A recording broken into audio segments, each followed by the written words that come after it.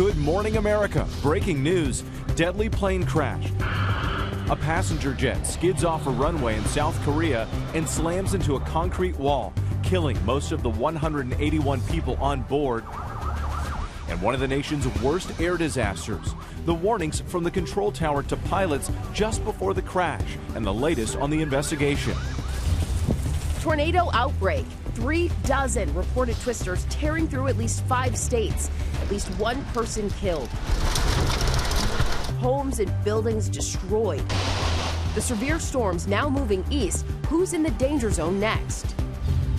Train collision caught on camera. The heart-stopping video showing this passenger train slamming into a fire truck. Oh my God. At least 15 people injured were crossing gates down at the time. Visa battle. Republican infighting over special visas for foreign workers. The top Trump team members on one side, MAGA hardliners on the other. Where the president-elect stands. Sports star burglaries. The break-in at the home of Dallas Mavericks Luka Doncic, the latest high-profile athlete to have his home burglarized. What experts are saying about the vulnerabilities for these wealthy athletes. And football time. The busy weekend for college teams playing in high-stakes bowls. Plus the big NFL matchups. ESPN's Herm Edwards on the teams going head-to-head. Live from ABC News in New York, this is Good Morning America. And Good Morning America. So great to have you with us on a Sunday. A lot of breaking news to cover this morning, including that deadly line of storms and tornadoes that ripped through the South. But we do begin here with a devastating plane crash in South Korea, one of the worst aviation disasters in that country's history. Here's what we know. The passenger jet operated by Jeju Air, the country's largest low-cost airline, seen in flames after skidding off a runway and crashing into a concrete wall. Look at that smoke. Just so tragic. Nearly everyone on board losing their lives. There are many questions this morning. Why did the plane land on its belly, and why wasn't it slowing down? Transportation officials saying that the pilot sent out a distress signal shortly before that crash. Now, we've got to warn you here. Some of the video you're about to watch is very difficult to see. Overnight, a terrifying passenger plane crash killing nearly 200 people in South Korea in one of the nation's worst air disasters. The Jeju Air Boeing 737 carrying 181 passengers and crew exploding into flames when it slammed into a wall after something went terribly wrong while landing at Muan International Airport. Smoke billowing into the air, cameras capturing these images near the crash site.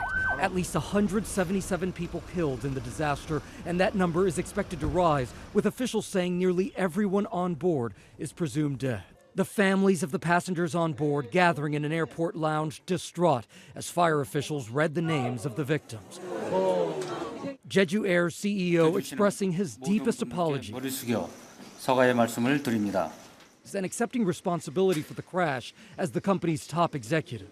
In the video, you can see that the 15-year-old jet landed without its landing gear deployed, the plane landing on its belly at a very high speed, then veering off the runway before slamming head-on into that concrete wall. The plane then bursting into flames, thick black smoke billowing into the air, debris scattered all over the ground. In the wreckage, only the plane's tail still recognizable.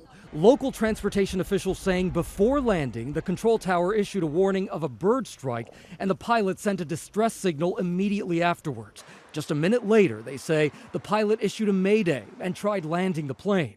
Emergency crews rescuing 2 crew members. In a statement, Boeing saying, "We extend our deepest condolences to the families who lost loved ones, and our thoughts remain with the passengers and crew."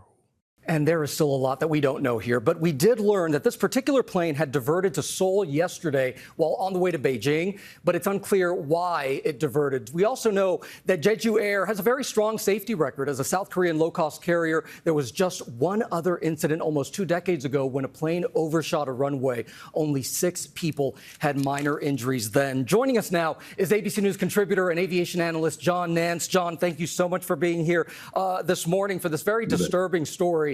Based on what we've seen so far, what do you think happened? We've got a mystery here, Gio. There's no question about it. You don't land with your landing gear up if you have time to put it down. There's an alternate method, even if you've lost all hydraulics.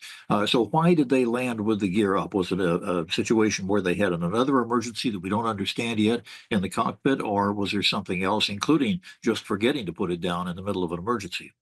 And John, another thing that we notice here in this video is that the plane just isn't slowing down, even when it's landing on its belly. Some airports have those crush pads at the end of runways to slow them down. Is that something investigators are going to look at here?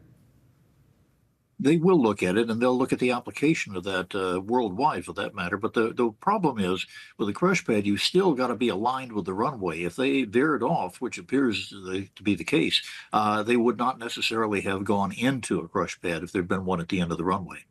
And John, something else that we've seen in this video, the plane hit that wall, and that's that very disturbing moment that we see that was captured there. It's very possible that the plane would have been fine if it hadn't hit that wall. Why is that wall even there? That's a good question. I don't know why it's there, and I don't know where it is in regard to the center line of the runway. You don't want anything in the way of the aircraft as you're coming down a runway. And if you're landing gear up, there's no training for us as pilots in terms of how long it's going to take, how much extra time if you're skidding. Now, of course, you also don't have any directional control at that point after you've dropped the speed maybe under 100 knots. So a lot of questions here, and some of them are extremely serious in terms of future.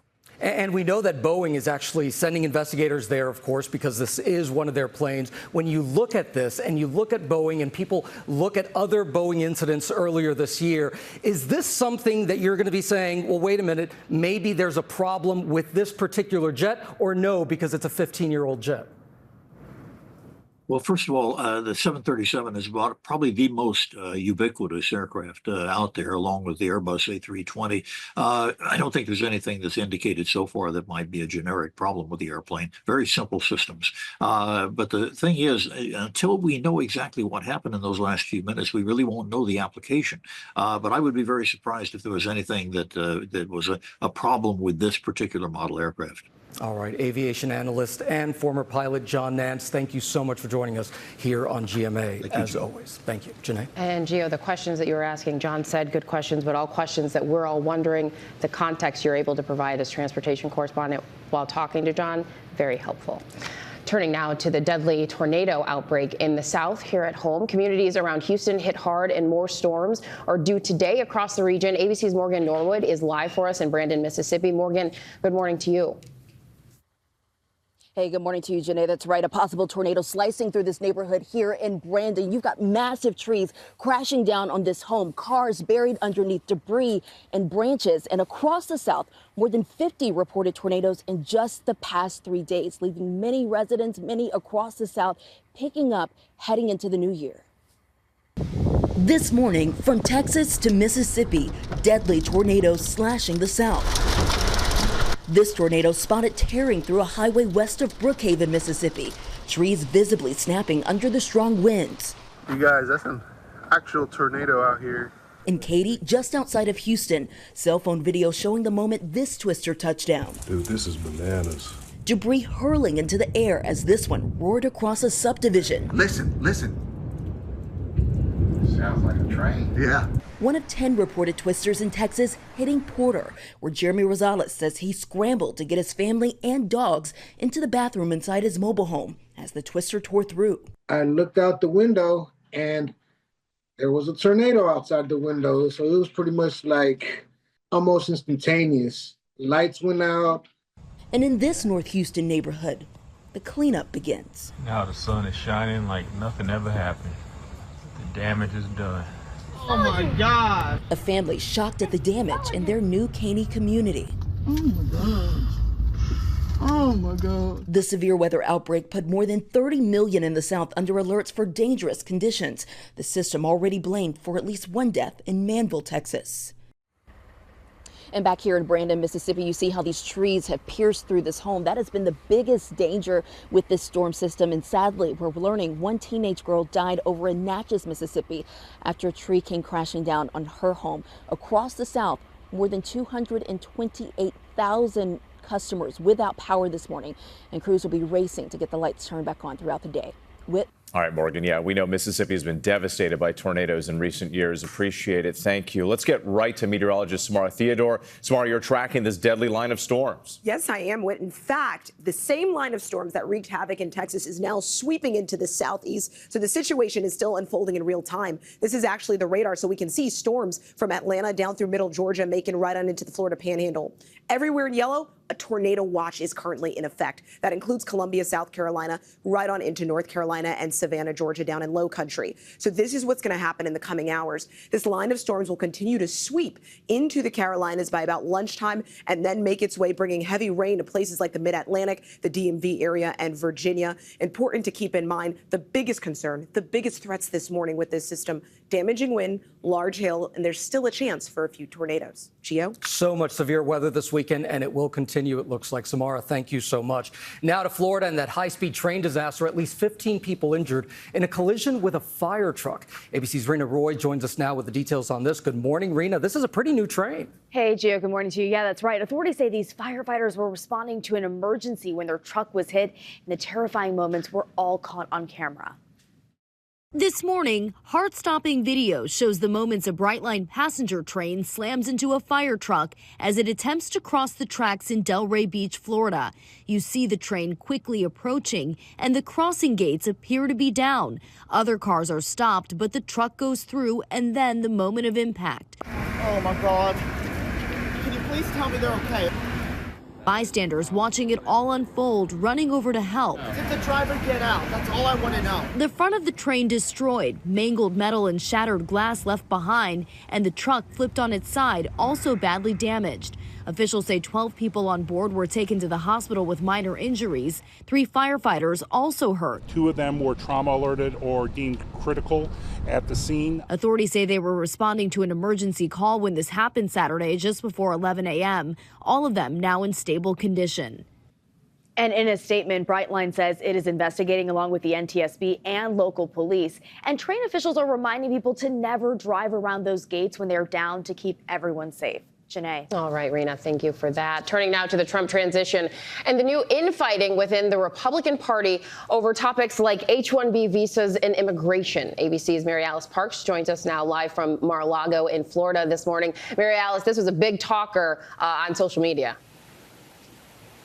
Yeah, Janae, good morning. This debate has become a real battle inside Trump circles this holiday, pitting some of his far-right anti-immigration supporters against some of his newer supporters like Elon Musk and others who say they are in favor of these specific H-1B visas. They say that they are essential to helping their companies attract top talent around the world. Well, for now, President-elect Trump is siding with Elon Musk and others from Silicon Valley, telling the New York Post in a new interview he is, quote, a believer in the H-1B visa program, and he always liked them. Now, this specific program allows about 80,000 foreigners into the U.S. for up to 6 years in fields like technology and medicine. Trump claimed that he has used them on his properties, but his team did not respond to our questions about that. In the past, he has actually been really critical of these visas. During his first term, he put new restrictions on the program. At one point, he suspended the program altogether. And this conversation online among conservatives has gotten really heated in the last few days. At one point, Elon Musk was swearing at some of Trump's other supporters. Some of them were lobbing racist insults against immigrants like Musk. So it is hard to imagine that this debate around these visas is really over, considering this really serious conflict that we are seeing within Trump's orbit over an issue that was so central to his campaign. Janae. We will watch as it all unfolds. Mary Alice, thank you for that. And make sure to tune into This Week later this morning. Chief Washington correspondent and This Week co-anchor Jonathan Karl will speak with Republican Representative Mike Lawler of New York amid a fiery debate within the GOP over immigration, as Mary Alice Parks was just walking us through. Plus, retiring Democratic Senator Ben Cardin of Maryland, the outgoing chairman of the Foreign Relations Committee, joins John Karl to discuss America's challenges abroad. Janae, now to the latest on the nationwide string of burglaries at the homes of big league athletes. This time, the target was Dallas Mavericks superstar Luka Doncic. ABC's Jacqueline Lee joins us now. And Jacqueline, despite the warnings from police, these crimes keep happening. That's right, Whit. Good morning. This is such a widespread issue that both the NBA and NFL issued security alerts to players, warning them to implement extra safety precautions for their homes. Who slices through 2 defenders. This morning, another sports star burglarized at home. Square! Square! This time, Dallas Mavericks star Luka Doncic targeted by thieves. The burglars allegedly getting away with jewelry valued at $30,000. His representative telling ESPN that no one was home at the time, and thankfully Luka and his family are safe. And he has filed a police report, and an investigation is ongoing. This latest break-in comes on the heels of other high-profile homes targeted. Kansas City Chiefs tight end Travis Kelce targeted after Monday Night Football kickoff. Thieves stealing more than $20,000 in cash. His teammate and quarterback Patrick Mahomes speaking out after an October break-in at his home. It's frustrating. It's disappointing. But I can't get into too many of the details. Earlier this month, Cincinnati Bengals quarterback Joe Burrow, the victim of a home invasion in Ohio while he was playing on the road. I feel like my privacy has been violated in more ways than one.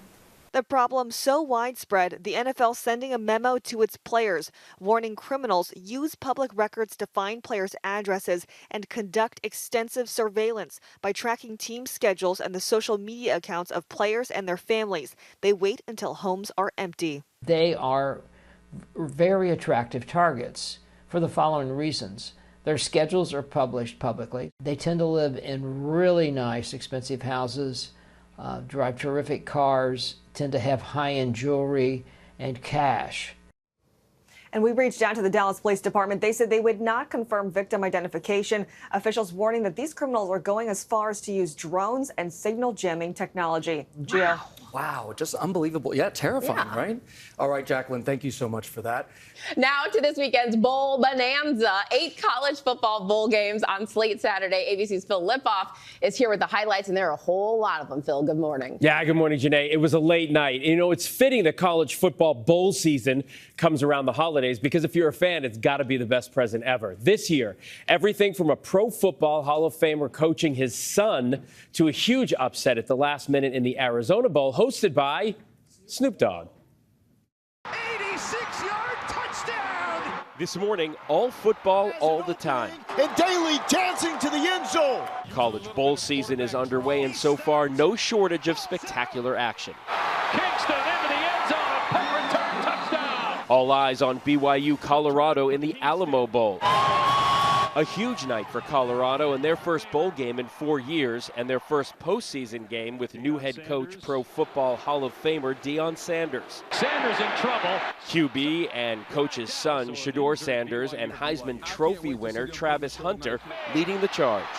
Travis Hunter juking, scoring. But in the end, an upset. BYU coming away with the win 36-14 over Colorado. Touchdown for L.J. Martin. And 2 games played in 2 of baseball's most iconic parks. Touchdown, Nebraska! The Pinstripe Bowl at Yankee Stadium, Nebraska beating Boston College 20-15. Now Pignata to the end zone, touchdown! And the Wasabi Fenway Bowl in the shadow of Boston's Green Monster. UConn besting North Carolina 27-14. And it was down to the wire in the Pop-Tarts Bowl. That keeps it, and he surges in! Iowa State upsetting Miami with a last-minute 1-yard rushing touchdown. For the point after. The extra point, good.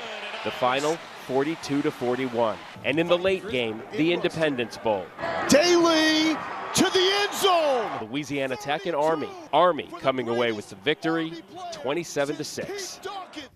And if that's not exciting enough, we're just getting started. Plenty of bowl games between now and January 4th. Some of the biggest names in college football playing on New Year's Day. Georgia, Notre Dame, Oregon, Ohio State. Texas takes on Arizona State. And one they wouldn't let me put in, Syracuse won the Holiday Bowl Friday night. Like that one. Just saying. That's The sweet. homer. Hey, you said the bowls were the best present ever, but I got to show you this. What's this? Janae is learning how to do calligraphy, and look what Oh she my made me. goodness. This So cute. is the best present ever. Oh, look at you. Beautiful, Janae. Janae, well Just done. wanted to share with the audience. I think they would Thanks. like that for your about office. I did. door. I've been really getting my nerdy artistic stuff. Thank you, Phil and Janae, for the lovely sign. I'm going to make you one too. Sure you will. Still ahead here on GMA, managing social media for yourself and your family. Guidelines from our Dr. Darian Sutton as we head into the new year. Also, money moves you can make right now to set yourself on the right track for success in 2025. And looking back at some of our favorite moments of the year. Do any of our favorite moments include wit?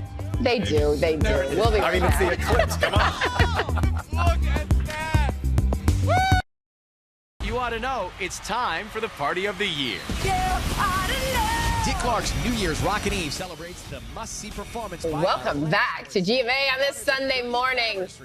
I'm not going to sing, but that Alanis Morissette, You already did this morning, so I think you ought to know. Okay. This year's pretty good. Thank you. Times Square New Year's Eve ball has been installed. The stars are lined up. The stage is set for another mega Dick Clark's New Year's Rockin' Eve with Ryan Seacrest. The big show will air Tuesday, December 31st, right here on ABC, beginning at 8 p.m. Eastern. You're going to be up to watch? Yeah, I think so. I mean, it's such a good show. It is such a good show. You have to watch it. You also have the stamina. All right, let's take a look at some of the other big stories we're following here on this Sunday morning. Happening right now, of course, that passenger plane crashing in South Korea, killing at least 174 people in one of the nation's worst air disasters on record. The Jeju Air Boeing 737 carrying 181 passengers and crew exploding into flames when it hit a wall. It skidded off the runway while landing at Muan International Airport around 9 a.m. local time this morning. Also right now, Charles Dolan, the media pioneer who brought us HBO and Cablevision, among other things, has died.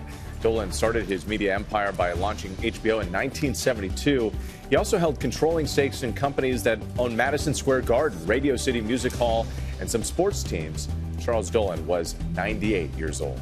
And Dodgers superstar Shohei Ohtani announcing on Instagram that he's going to be a papa. The 30-year-old posting a photo of a pink onesie, white shoes, and a photo of a sonogram along with his and his wife's dog with the caption, "Can't wait for the little rookie to join our family soon." Oh, big blessings to him. Absolutely. All right, guys, we are going to start this half hour here with a look at how you can have a healthy relationship with social media in the new year. And 2024 was a big year for research on that. So joining us now is ABC News medical correspondent Dr. Darian Sutton. And we're also going to go ahead and bring in Samara here because, Samara, you actually took a whole year off of social media. Why did you do that? You know, I think it was layered for me. I was going through a lot in my life. I just found out on my birthday that my sister was diagnosed with cancer. We were in the fight to try and get her a heart and a liver. And I was also going through a divorce. So there were so many components to this that I knew I was going to need more bandwidth. And I think we can't neglect the fact that social media really does sometimes drain you. So I needed to be emotionally full to take on what was ahead. Because so often we're just scrolling and scrolling and scrolling and not living life because of it. So Dr. Sutton, obviously we know here that you're talking about potential good effects from social media, right? Because you have people connecting with each other. So there's a lot of joy in that. But there's also some real science on the dangers of social media. What did we learn this year on that? Well, this year was a really important year. The Surgeon General, Dr. Vivek Murthy, stated that social media should have a warning label similar to that of tobacco industries. And it speaks to the increasing and the rising rates of mental health crisis among teens, adolescents, and young adults. And it's all, or seemingly, majority of it seems to be associated to social media use. All right. And, you know, I also have a question for you. We talked about this previously, different ways that you can help mitigate this. But do you have any specific recommendations that we need to know about when it comes to maybe digital detox? Yeah, so there are recommendations that we all can take because the majority of us are on social media, whether it be associated to our job or just in general, just trying to find community. So there are some important things you can do. We've got some listed here. The first thing that you can do is look at your numbers. Check to see how much time you're spending on social media.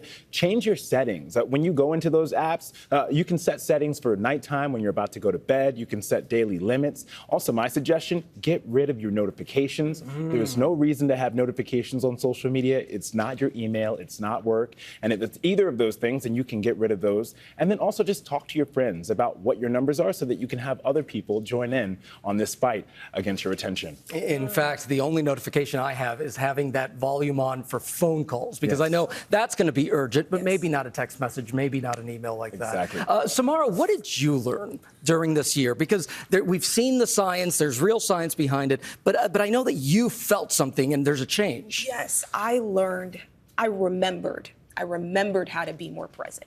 That is something I significantly forgot.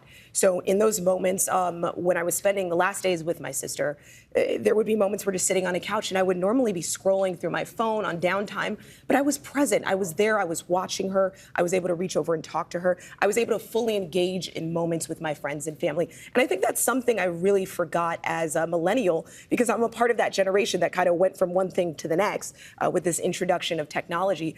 And I also learned how to regulate now that I'm back because it does serve serve a purpose. I feel very interconnected now, and I have a lot of things I want to share. But I told you, Dr. Sutton, I've now relegated my apps to one device, my iPad. Oh, that's a good tip. And you don't grab your phone necessarily Precisely. right away. All right, Dr. Darian Sutton, thank you so much. Samara, thank you so much. And since you're so present and right here, why don't you give us the weather? Let's do it. All right, we got a lot going on. I know we have the New Year's Eve forecast. I know everyone's wondering what's going to happen at midnight, especially if you're going to see the ball drop. I'm going to go ahead and do a little switcheroo here. Take a look. So on New Year's Eve at 12 a.m., we are anticipating some heavy rain out in the northwest, potentially some mountain snow as well. But a large chunk of the country into the heartland, into the Midwest will be clear and quiet, which will make for great conditions for fireworks. Meanwhile, in New York City, right, we are going to see that ball drop, but in New York City, we are anticipating rainfall. So just be prepared for that as the ball drops. If you're headed down to Times Square, that we could be in for some rain, bring the umbrella. The GMA and a look at the big NFL games this week. ESPN football analyst, our buddy, Coach Herm Edwards, joining us as always. Great to see you, Coach. Good morning. Looking good in the burgundy, the Merlot velvet this morning. Ready for the new year. Yeah. Look at the stripes, too. Yeah, I knew we were talking about Washington. Yeah, so absolutely. Burgundy. So yeah, let's get into that. We got the Falcons Commanders game, the battle of these rookie QBs, Michael Penix and your guy Jaden Daniels here. Okay, in the most objective way, who do you like? Oh, you like Washington. Jaden Daniels he's not a rookie quarterback anymore. When you think about what he's accomplished thus far in the National Football League, he takes a 4-13 team to 10 wins already this season, and he's a dual quarterback, as we know. He not only can he pass, he can run. He's run for over 700 yards right now at this point. Doesn't turn the ball over a lot. I like the way Washington's playing.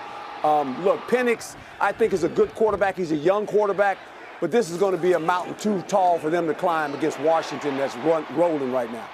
Coach, I just want to make sure that I got that right, that you are saying objectively that rookie QB Jaden Daniels is, in fact, no longer a rookie because he's just that good. Just making sure I understood it right. Correct. Here's the rule in the league. After 3 games, when you're a starter as a rookie, you're no longer a rookie. Okay. You're just a pro football player. Wow. That's the rule. Oh, that's the rule. Oh, so we are really learning today. Okay, Coach, still dropping them gems. Continuing with the goal of objectivity, Jalen Hurts won't be playing for the Eagles today. Do they still beat the Cowboys to clinch the NFC East? Well, I saw that smirk. Wait a minute now. You're going to ask a Philadelphia Eagles, are they going to beat the Cowboys? Objectively. No, look, the Cowboys are a little bit wounded. The Eagles are playing well. And I think what gets lost in this, even though Hurst is not going to play today, the Eagles have the #1 defense in the National Football League. They have improved. So this is a game that the Philadelphia Eagles should win. We know Jalen Hurst is not playing. I get all that. Barkley should run for about 150 yards. He needs to break the record. He needs to break Eric Dickerson's record. I think he has the capability of doing that. Remember, if he breaks the record, it's not so much about him, it's about the offensive lineman. The offensive linemen want Saquon Barkley to break the record more than Saquon Barkley wants to break the record, because this is a big number for them. So I think this is a game the Philadelphia Eagles cannot lose. They need to beat the Cowboys. It's always fun to beat the Cowboys. All right, Coach and Sway, tell us real quickly, how about the Green Bay Packers-Minnesota Vikings game? Oh, you know what? I think we're falling asleep on the Minnesota Vikings. Sam Darnold and this Minnesota Viking team, they're tough. I think they win at home against Green Bay. Sam Darnold's playing well. I mean, he's really playing good. And this Vikings team, they're a lot to handle on offense, so I like them at home. I think this is a game they'll win. All right. Okay, we don't have much time left, so we got to get to our Who's with Herm here. So let's go ahead and take a look at the scoreboard here. You're going to notice me right there at the top. 13 wins. Watch it. Janae's coming in second. You got Gio there with 6, Herm with 10. Close. Yeah, nobody's coming back here, but okay. So we've got the Detroit Lions, Coach, against my Niners. This is a tough one. Who are you picking? Oh, I hate to go against the Niners. But they are wounded. You know, there's some history with the Niners and with the GM and myself and our families. My family's actually going to the game. Ooh. But I like Detroit. I like Detroit. I think Detroit. All right, Gio. I'm going with Herm, Detroit. Bang, bang, Niner gang. You're going Niners? No, I'm going Detroit. Oh, you're going Detroit. Hey, Gotcha. I'm going to stay with the home team. I'm going Niners. Bang, bang, Niner game. Gang, you got it, Coach. Thank you so much. We appreciate it as always. I'm doing it. I'm gonna catch up. That's right. I don't think so. You can catch the Lions at the Niners 8:15 Monday night right here on ABC. And we'll be right back after this. 13's an unlucky number. We're back now on GMA with the financial checklist as we head into the new year. ABC's Alexis Christoforous is here with some of the moves to consider right now to set you up well for next year as well. Alexis. That's right. Thanks, Janae. The clock's ticking on 2024, but there's still time to make some last-minute moves to set yourself up for financial success in the new year. You comparison shop for the best price on holiday gifts, right? So why not do the same when it comes to the interest you're earning in the bank, which for many people is next to nothing. The average rate on a typical savings account is just 0.4%. Some are much lower than that. So you want to use sites like Bankrate.com and NerdWallet to shop around for CDs or high-yield savings accounts with more attractive rates. And depending on the bank, you can still get between 3 and 5%. Now, if you're a homeowner with a mortgage, consider making your January mortgage payment now to increase your mortgage interest deduction for this year. Then there's still time to contribute to your state-sponsored 529 college savings plan. That could also mean a greater tax savings when you go file your 2024 return. And if there's money left over in your company-sponsored FSA or flexible spending account, you need to use it or lose it. Spend that money at the drugstore on things like over-the-counter medications, digital thermometers, even sunscreen. Now's also a good time to review your will, trusts, and beneficiaries. You want to make sure those documents are accurate and up to date to reflect your wishes. Guys, those are some really good tips. I know that you all, as homeowners, you were looking at that. Pay your January mortgage this month. Very smart. Good stuff, Alexis. Use it or lose it. Words to live by. Thank you, Alexis. We're back now with our play of the day and the moment we've been waiting for all year. Yes. Will Ganss has been scouring the shows for some of the 2024's most memorable moments. We're so anxious. A lot of pressure on you here, Will Ganss. We better be in it. Better be good. I can promise you you're in it. Okay, all right. At a baseline, we've got that. The truth is that this piece could have been 2 hours long, but apparently I'm not allowed to double the length of our show today. So here's just a small sliver of the fun we've had this year. Are y'all excited? Yes, we are. We've been waiting all morning for this conversation. Morning long. Rise and shine, America. Whoa! Wow. Okay. I wasn't expecting that. In 2024, Wait till you see this cutie. everybody was working for the GMA weekend. I got some sleep, probably like 2 hours. 2 hours. The fashion, Hey, knees. Hey, knees. fierce. The bow tie, it's like a cross between James Bond and Bozo the Clown. More bozo than James, but all right. The competition, Can I get it? even fiercer. That was going to be my guess. The year's biggest stories. Look at that! Woo! Yes! From winter weather Look how pretty behind you. I know, isn't that gorgeous? This is a winter wonderland. to the summer games. How did you prepare getting ready for games again? Obviously, staying on my weekly therapy sessions. We took you there. You know, just hanging out here. So from our GMA family, in front of the camera and behind it, thanks for a fantastic year. And here's to a groovy vibe in 2025. You can watch much more just like this every weekend. See everybody. Thank you. It's so good. That was good. Good to everyone in the control room and behind the scenes who work so hard, giving up all of your weekends every weekend. Yeah. Thank All you of you to all of guys. you Thank and to everyone who watches us every weekend, Saturday and Sunday. I don't think that dancing moment was on TV. I was They gonna went say, into what's like, that? Like, I would have never put that on TV.